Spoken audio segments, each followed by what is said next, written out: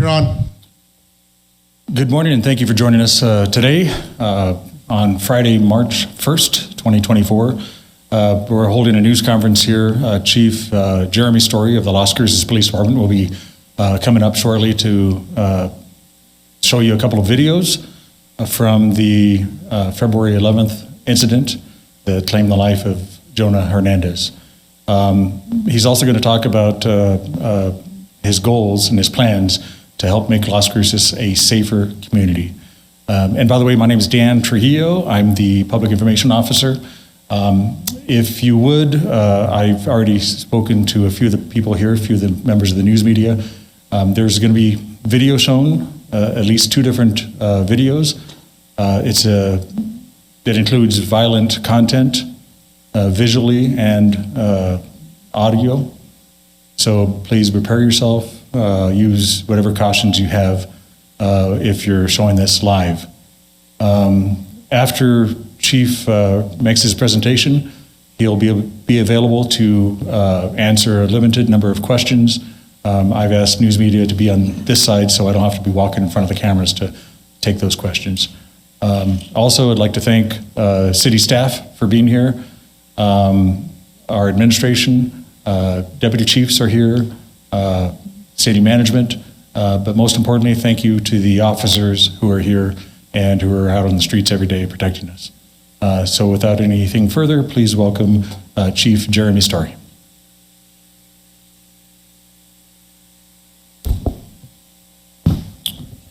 I want to get straight into just some additional call details that I think are important. The trespassing call was placed at approximately 4:49 p.m. by the property owner.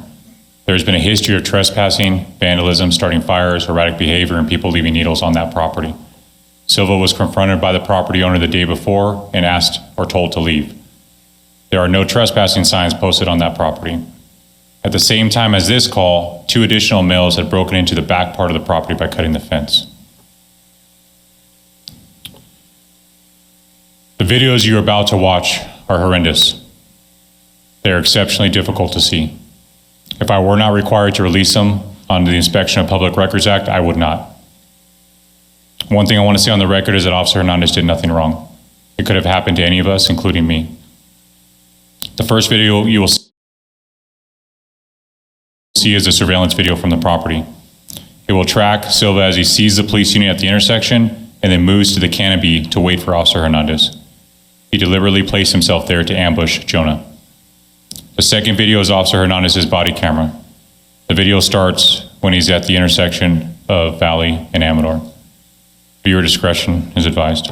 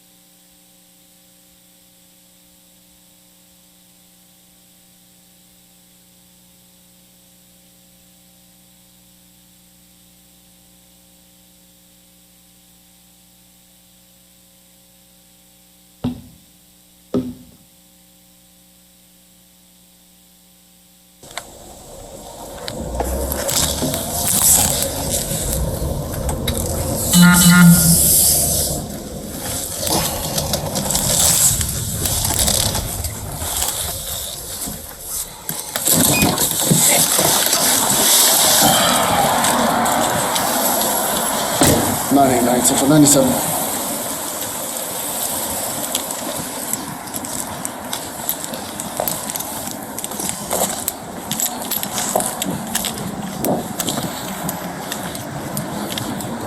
How's it going, boss?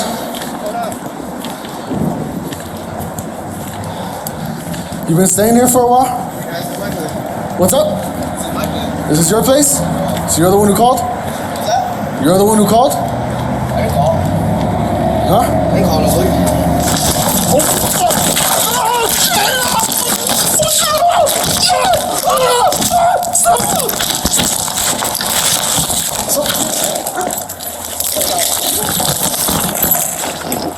The fuck out of here. The fuck are you? Huh? Fucking not even real, huh? You're not even real. Fuck you. Want to go down too, bitch? What?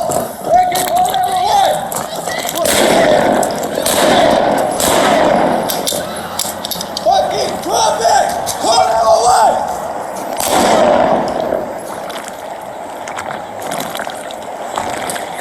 Sir!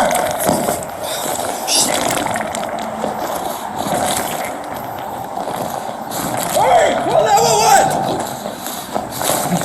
Fuck. Officer, hey. Hey, where are you bleeding?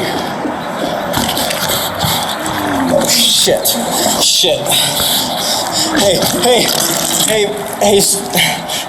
stay with me. Stay with me, stay with me.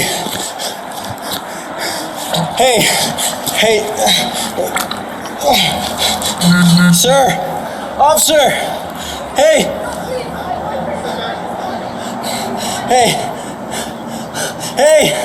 fuck. Yeah, I shot him like 3 or 4 times. He's stabbed in the neck really bad. Where's the radio? Where's the radio? Right here, right here. Shit.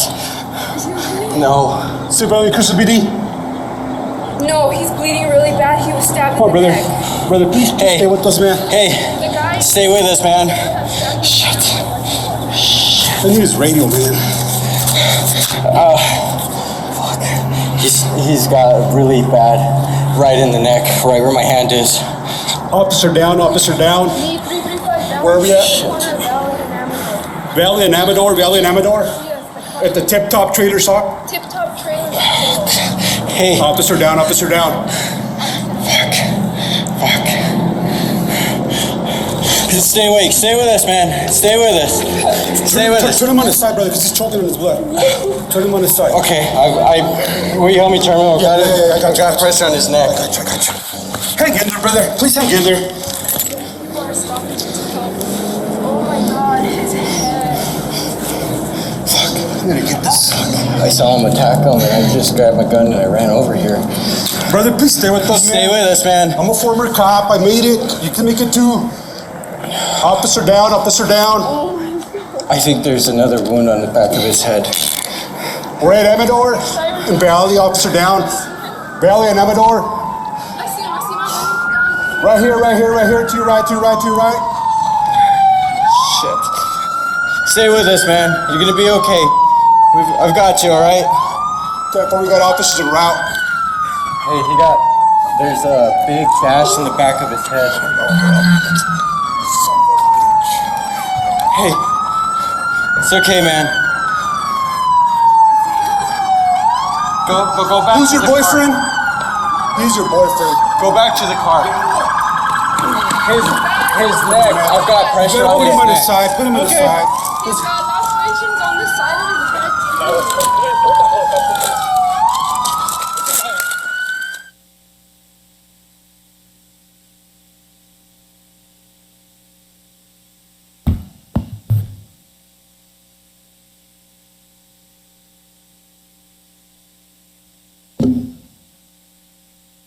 I've said previously that I will not let Jonah's death be in vain, and I am committed to that statement.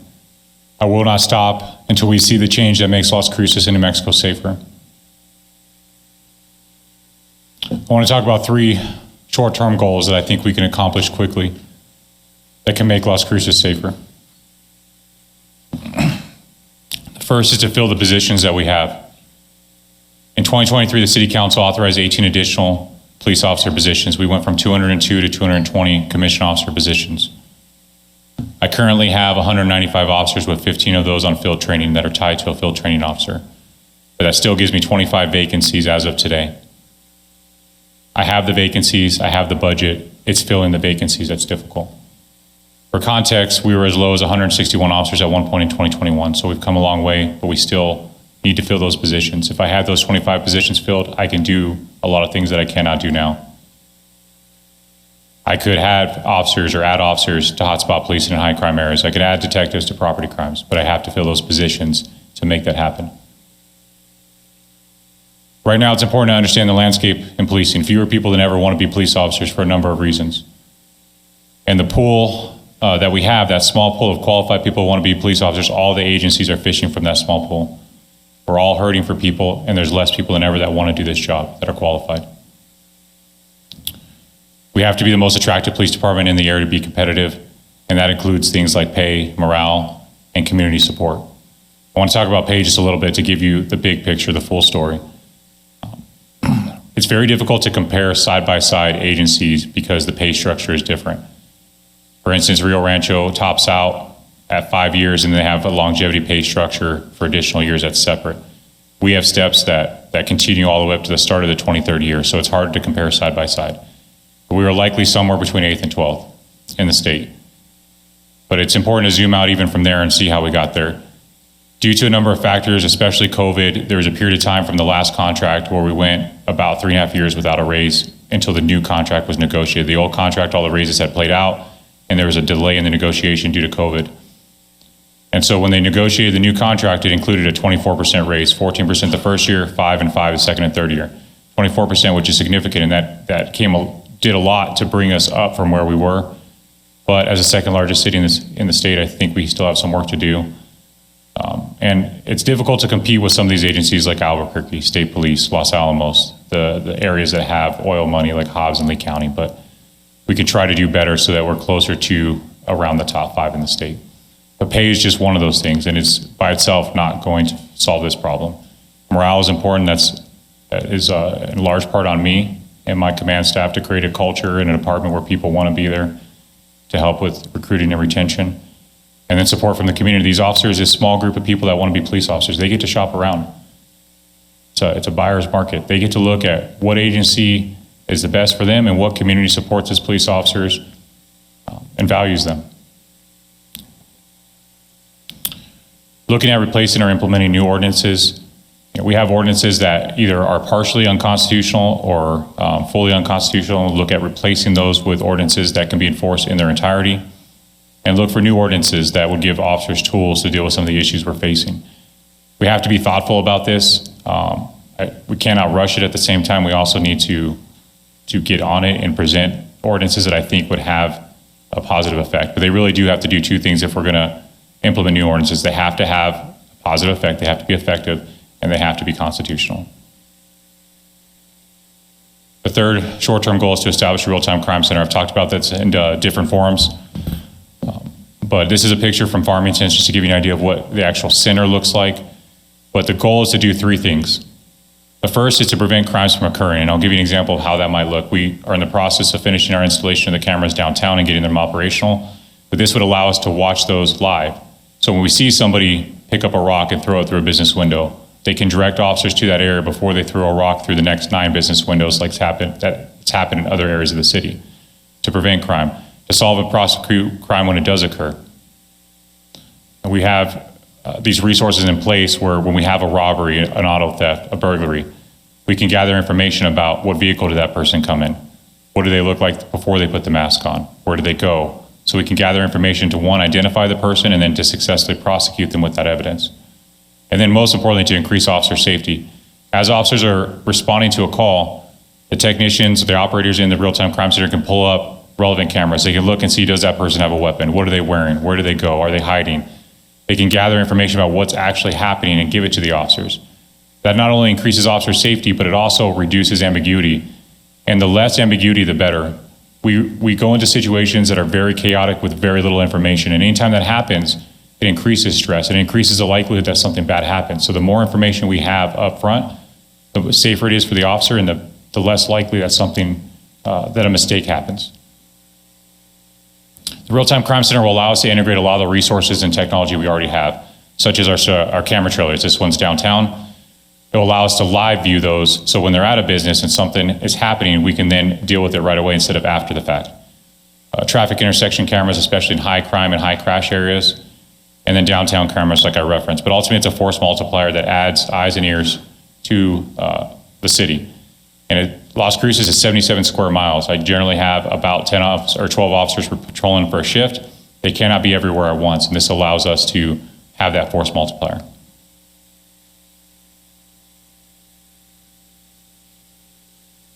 I want to shift to, those are 3 short-term goals I think we can accomplish rather quickly, to 3 long-term goals. And when I say long-term, I'm hoping that they do not take that long to accomplish. These things really have to happen in order for us to make a significant impact on the issues that we're seeing in Las Cruces. The first one is to address competency issues. Statewide, we're seeing this, and it's increasing every year. In the last 3 years, 576 cases have been dismissed from municipal court due to people being deemed incompetent. I want to make it very clear that the judges have no discretion in this. When competency is raised, usually by the defense attorney, it goes to district court, there's an evaluation. If the person is deemed incompetent, it comes back down to either municipal court or magistrate court with an order to dismiss. Zero discretion on the judge's part. But 576 cases just in municipal court in the last 3 years. Our top 4 offenders for competency, first person had 124 cases dismissed just in municipal court. They also have cases dismissed in magistrate court. They also had felonies that were dismissed in district court. Second person had 114 cases in 3 years, 61, 54, and again, all these people had cases in magistrate court, and at least 3 out of 4 had felonies that were dismissed in district court. There are 0 consequences for all this crime, nothing. It's dismissal, and that's it. There's no treatment. There is nothing that happens from all this crime. Senate Bill 16 and House Bill 233 were introduced for the legislative session this year. They did not make it to the floor. These bills would have allowed judges to order competency restoration, which essentially is treatment, although it's not called that. And it could be outpatient or inpatient, depending on the circumstances of the crime, the history of the person. But this allows the judges to do something rather than nothing. And this has to be a priority for the 2025 legislative session. I'm told that it is a priority in the interim, and I'm encouraged by that, and I hope to see the committees and how we move forward so that in 2025 in January, we get this done.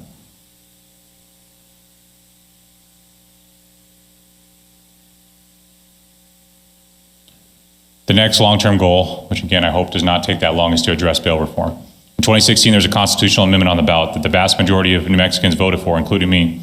The premise was people should not be held in jail for minor offenses for 6 months, 8 months because of an inability to pay a small bond.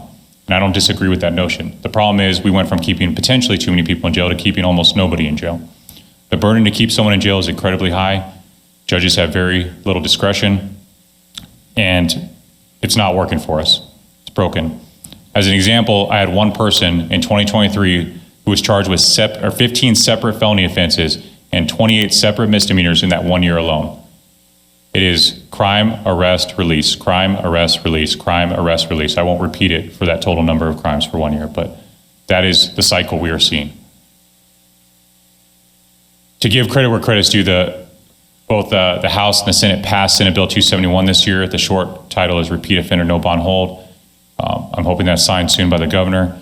This is a step in the right direction. This bill would require people who have a pending felony case to be held without bond when they're arrested for a new felony until they see all the judges that are involved in their cases. And I think that's a very reasonable step that we're taking. But ultimately, right now, the entire New Mexico system is set up to protect criminals at the expense of everyone else. Of course, I believe in constitutional rights. I believe in civil liberties. But all those are being applied to the criminals, and the victims be damned. To further illustrate this point, from 2023 alone, LCPD, these are felony arrests by LCPD. I had one person, 12 arrests, 15 separate felony offenses. I had one person with 6, 2 people with 5, one person with 4 felony arrests, and 27 different people with 3 felony arrests in 1 year. third thing we have to address is the fentanyl and meth crisis. If you overlay the data, and probably more so than even the other two, but if you overlay the data in fentanyl seizures, the increase in crime and the increase in homelessness, they line up almost perfectly. Fentanyl wasn't here, and then it was everywhere. And it has destroyed our community, it has destroyed our families, and it's destroyed a lot of individual lives. Any long-term success involves mitigating this crisis. We are not going to solve it, it's not going to go away, but there are things that we can do to improve it. We can't throw our hands up and just say, there's nothing we can do. Some things that I advocate for is a form of Casey's Law in New Mexico to give families a way to help their loved ones who suffer from some type of substance use disorder. This allows a family member to petition a court for mandated treatment in the absence of a crime. In a lot of states, when there's a crime, they can get mandated treatment. In New Mexico, even when there is a crime, we can't get mandated treatment. But this would allow family members to advocate for their loved ones when there's not a crime. Mandated treatment when people commit crimes tied to addiction, even when they're found incompetent. That goes back to the competency that I talked about, and these, of course, are very much linked. Treatment as a condition of probation when people are found guilty of any crime and there's addiction. I would like to see treatment. If someone's going to get sentenced to probation, let's at least make treatment a condition if there is a substance use disorder. And better use of assisted outpatient treatment. This is a law that was passed that has hardly been used in New Mexico. It's a civil process, but it's another avenue to help people who need that help. It's funny that a lot of times people say, well, these people need to voluntarily get the help. And I agree, that is preferred. If people voluntarily seek help, that's preferred. But there's a lot of data and studies that show that mandated treatment is also effective. And we treat addiction different than we treat any other disease. We don't wait till stage 4 of cancer and somebody's in hospice care before we say, let's start treatment. We say people need to hit rock bottom before we treat them. Rock bottom is death. It's overdose at this point. It's too late. If we really care about these people, we will find a way to get them treatment long before it gets to that point. And in the same process, we will reduce crime. We will make Las Cruces safer. Some tough facts that I think help illustrate the points and the need for these changes. In those 6 years, from 2018 to 2023, we arrested 26,123 people. Of those, 4,031 were felony arrests. We cannot arrest our way out of any problem. What happens after the arrest is very important. During the same period, we responded to 26,132 trespassing calls in 6 years. So far in 2024, we're averaging 17 trespassing calls per day, which puts us on pace to exceed that 26,000 to be over 30,000 in the next 6 years. I'll let you look at this chart for a second. Jerry Ratcliffe is a criminologist. He's an academic who really focuses on evidence-based policing and crime reduction. He did a study for recidivism, and he created 3 categories: one-time offender, non-chronic, and chronic. Well, we had to add a separate category for prolific because the number of people we had that had 11 or more arrests, and we had to separate those out. But if you focus on that category, prolific, I think it really illustrates the direction we've gone in the last 6 years. 2018 and 2019, we had 5 people with 11 or more arrests. 2020 and 2021, we had 14 people with 11 or more arrests. In 2022, we had 24 people with 11 or more arrests and 21 people in 2023. That is a very unfortunate trend, and it illustrates the problems that we're seeing in Las Cruces very well. The other chart I want to show is the trend for felony arrest. We are arresting more and more people for felonies, yet our problems continue to get worse. So 2 points. One, we cannot arrest our way out, although the arrests are important, but what happens after the arrest is even more important sometimes. And I want to end on this, and I think this is very important. Unbridled anger, even righteous anger, will not accomplish anything positive. We have to focus our emotions on productive goals while maintaining our humanity. I equate this to parenting. I have 3 kids. Parenting is about balance. And a parent who punishes their child for every mistake, physically, verbally, who abuses their child is a bad parent who creates usually a bad adult, a bad human being. But likewise, a parent who lets their child do whatever they want with 0 consequences is also a bad parent and creates a bad adult, a bad human being. Parenting is about balance. It's a balance between grace and justice, between love and accountability. And the same is true for how we approach this situation. We have to have accountability. We don't have to lose our humanity. We don't have to lose our empathy or our compassion to do that. And the second we dehumanize any group of people, and it's been done to police officers, especially in the last 3 years. Terrible things result historically when we dehumanize any group of people. We also need to make sure that we don't spread untrue or misleading information that distracts from the need to change. Anytime we spend our energy on things that are already accomplished or don't need to be accomplished, we're wasting that energy that could be used towards things that actually need to be done. And ultimately, there are two paths that we could take from this tragedy. The first is that we tear each other apart even more and nothing will change. Or we come together to accomplish real change. And I choose the latter. But it will take all of you to be a voice for the victims who are often forgotten and disregarded. I call on all my fellow Las Cruces and Southern New Mexicans to be that voice for change. Now is the time for us to come together towards those shared goals. My promise to my officers and my community is that I will not stop, I will not concede, I will not let Jonah's death be in vain, and we will see positive change. Thank you. Okay, Chief will be available for limited questions. Reporters, if possible, can you come to this side so I don't have to pass in front of the cameras? And who would like to start? And if you would, please state your name and your affiliation. Hi, Chief Story. Johnny Coker with KRWG Public Media. I'm just wondering if you've had conversations with state level legislators, how those, and if you have, how have those talks gone? Like, how confident are you in, the next legislative session bringing in any sort of meaningful change? I appreciate you asking that question because I forgot to mention a few things during the presentation. I have. I would like to give credit to Representative Small. We actually spoke to him yesterday. He also provided funding towards our Real-Time Crime Center and Public Safety during this session. And it was a very encouraging conversation that the legislature recognizes the need and that there, in the interim, will be a lot of work done. So hopefully in 2025, we get a lot of these changes accomplished. So I was very encouraged by that. I thank him for his support. I also want to give credit to Senator Heinrich, who provided funding last year for technology that will improve public safety and go towards our Real-Time Crime Center. And on the Real-Time Crime Center, I also want to say the end goal is for a regional Real-Time Crime Center that will serve all of Doña Ana County and ultimately make our entire area safer. Okay. Ariana Barra with KFOX 14 and CBS 4.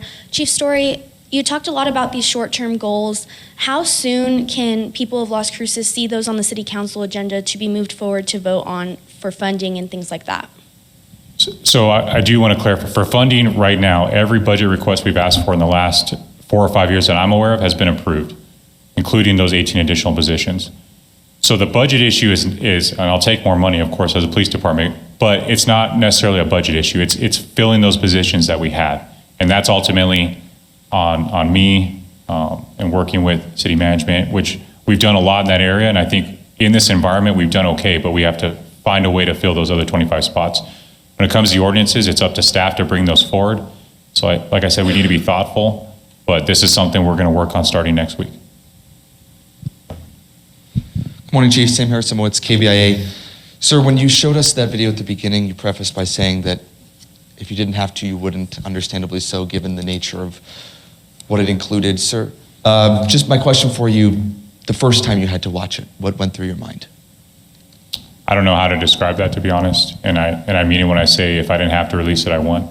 Obviously, we've received numerous IPA requests, and so we're at that point where we're releasing stuff, and so I at least wanted to do it myself and explain what I could related to it. I've never seen anything, and obviously I'm biased, but I feel like that is the worst video I've ever watched in my life, and I've seen a lot of bad videos.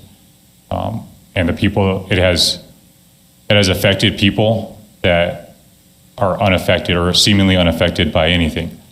It has broken a lot of people and a lot of my officers and staff. Jason Groves with the Las Cruces News. Chief Story, you mentioned establishment of new ordinances that can be enforced. I was wondering if you could give any examples from other places in the state that you're talking about. And I want to be thoughtful, so I don't want to jump ahead too much where I commit to something that I end up disagreeing with in a week or a month. I think the first one we'll start looking at is panhandling. That ordinance is a balance of constitutional rights and equal enforcement, so that's not targeting one population. Obviously, you're only restricting manner and place. There's no law that could prevent panhandling. It would be unconstitutional at this point. But I think starting there to see what we can do with that to make it effective so it actually increases safety, but is still constitutional, would be a good start. Justin Garcia, Las Cruces Bulletin.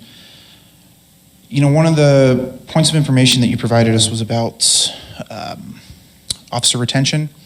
It's been a couple of years that you guys have had high incentives.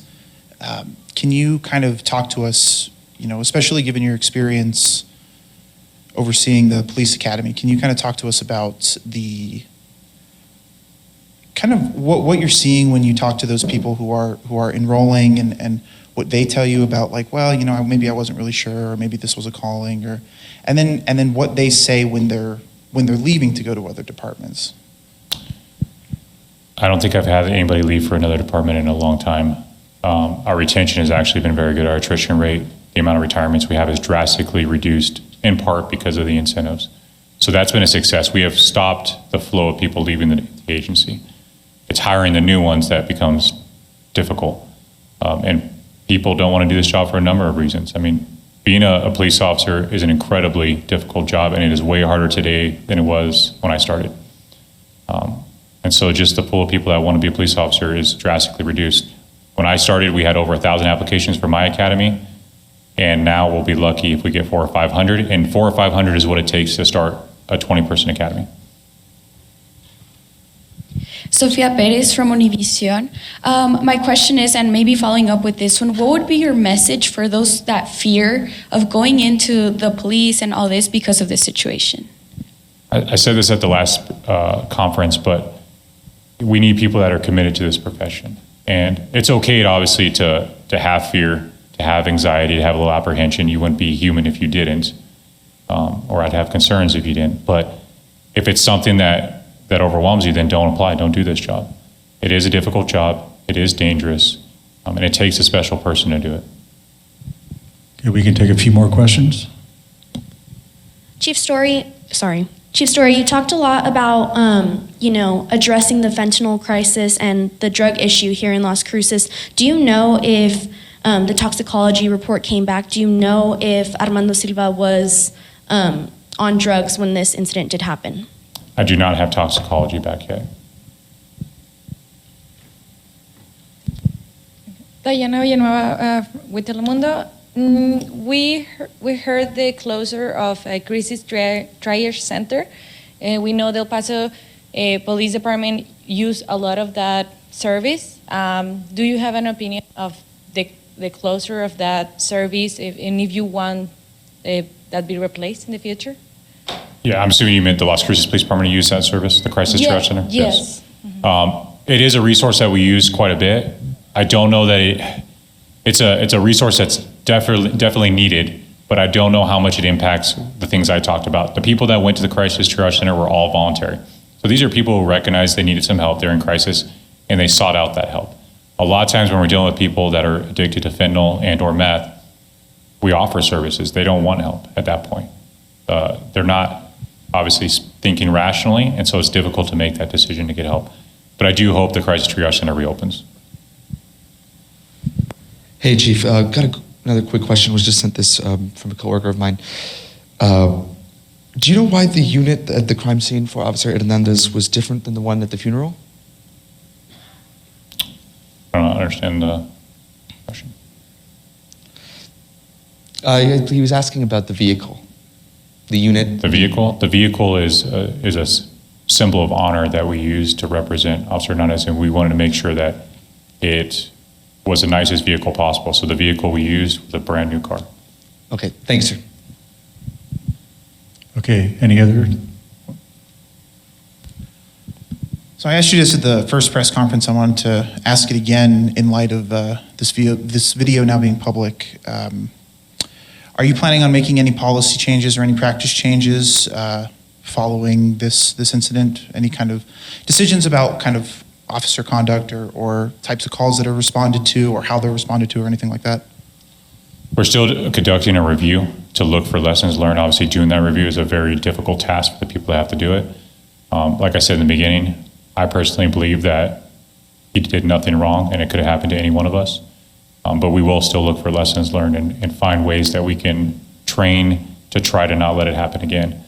And that's all I can really say at this point.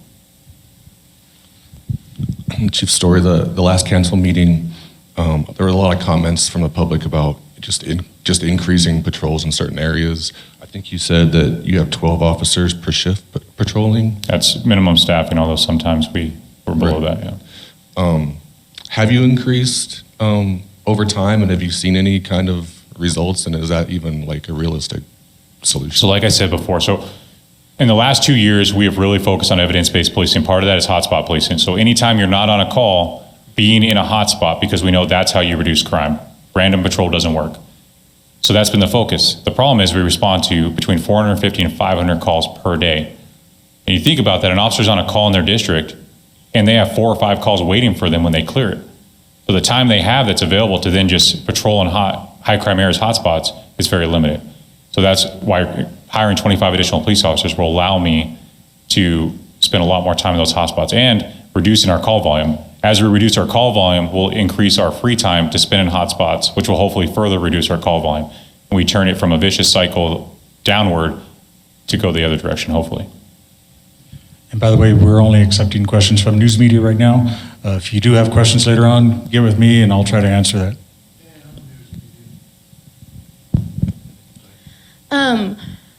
Obviously, I want to go off that question. With businesses coming and speaking at council, I know you've heard a lot of their frustrations and things like that. Do you feel like the real-time crime center and some of the other short-term goals will truly help address a lot of the concerns that they have, especially considering the larger volume of trespassing calls that you guys continue to receive?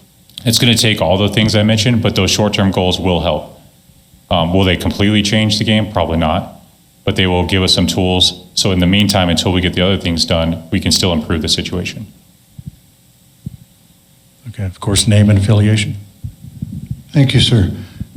Peter Goodman, KTEL radio show host and Sunday columnist at the Sun News and general troublemaker. You mentioned fentanyl. Obviously, it's a huge part of the problem, and we are on the border. There's a lot of political stuff both ways about that. From your point of view on the ground, what bigger role, how much of a role is dealing with the border, and how should we deal with it? Obviously, that's outside of my purview, but I think what we have to focus on, we're not going to stop the flow into Las Cruces right now. We can't control that. We do everything we can to limit it with our officers and our agents, but the flow is going to come in, and these people, there's already a need, there's already an addiction level that even if we stop the flow, likely the price will increase and addiction is still there. So we have to do everything we can to address both ends of that, and including the things I mentioned in the presentation. Chief, one last question. Chief Story, I know you said once again that this is a video that you wouldn't have previously shown had you not been required to via IPRA request, but what is the message you're trying to show the public by publicizing this video? Well, the video will be publicized by all the people who IPRA, including the media, so it's going to be released. And the message is, you see how violent and fast it is. You see the danger that officers face. And my ultimate message is that I will not let be in vain. And we have to collectively, I can't change it by myself, but collectively we have to have positive change for Jonah. Chief Story, thank you very much. Thank you. Okay, so that wraps up our news conference. This video of the news conference will be available online on the city's YouTube channel here in the next couple of hours.